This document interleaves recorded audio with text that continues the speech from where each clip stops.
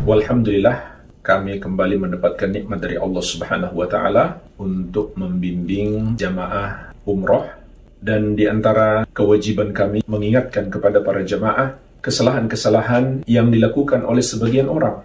Dan ini adalah seri yang kedua, kesalahan yang terkait dengan kunjungan ke kota Madinah. Sebagian jamaah haji dan umroh mengira kunjungan ke kota Madinah adalah bagian dari amalan haji ataupun amalan umroh.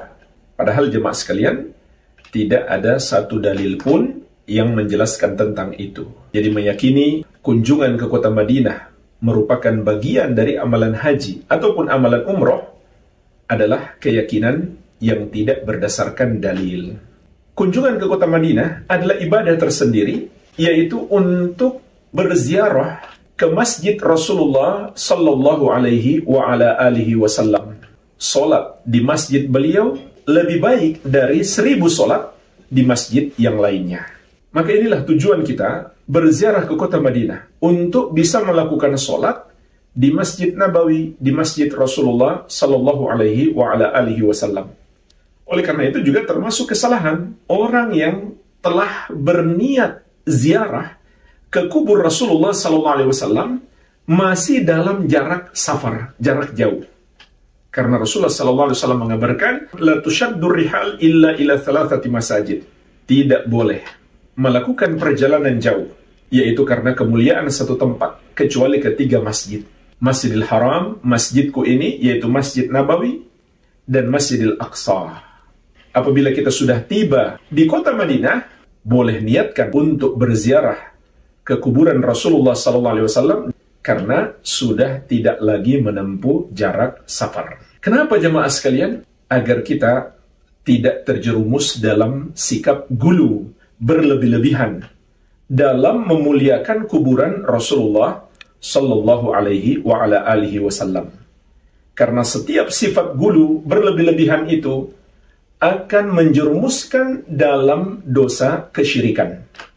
Dan sangat disayangkan, apa yang dikhawatirkan oleh Rasulullah SAW benar-benar sudah terjadi, yaitu adanya orang yang berdoa kepada beliau di kuburan beliau. Ini termasuk dosa syirik besar. Kenapa? Karena doa itu ibadah. Rasulullah SAW sendiri menegaskan, ad-du'a'u huwal ibadah. Doa itu adalah ibadah. Maka kalau begitu, kita tidak boleh berdoa kecuali hanya kepada Allah yang satu saja.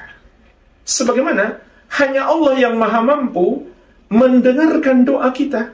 Rasulullah SAW sudah wafat. Beliau tidak lagi mendengarkan ucapan-ucapan manusia kepada beliau, kecuali salawat dan salam. Itu pun bukan beliau mendengarkan langsung. Sebagaimana sabda beliau SAW, inna lillahi malaikatan sayyahina fil ardi yuballiguni min ummatis salam. Sesungguhnya Allah memiliki malaikat-malaikat yang berkeliling di muka bumi untuk menyampaikan salam dari umatku kepadaku. Oleh karena itu, termasuk juga kesalahan di sini, orang yang ketika dia dari kota Madinah mau menuju kota Makkah, dia meminta izin kepada Rasulullah SAW. Seakan-akan Rasulullah SAW maha mendengar seperti Allah. Yang maha hidup hanya Allah Subhanahu wa Ta'ala. Sebagaimana yang maha mendengarkan doa kita hanya Allah Subhanahu wa Ta'ala. Oleh karena itu, ini merupakan satu kesyirikan tersendiri. Ketika seseorang berdoa kepada Nabi Muhammad SAW, maka itu sudah merupakan syirik dalam ibadah. Kalau dia meyakini Rasulullah SAW maha hidup dan maha mendengarkan doa-doa yang dia panjatkan kepada beliau, ini kesyirikan dalam sifat Allah Subhanahu wa Ta'ala. Hanya Allah yang maha hidup, hanya Allah yang maha mendengarkan doa. Dan kalau dia meyakini yang dapat mengabulkan doa itu adalah Rasulullah SAW, bukan Allah Subhanahu wa Ta'ala, maka ini adalah tambahan kesyirikan. Karena hanya Allah Azza wa Jalla yang maha mampu mengabulkan doa-doa kita. Adapun kalau dia niatkan agar doanya diteruskan oleh Rasulullah SAW kepada Allah, maka ini juga sudah termasuk syirik.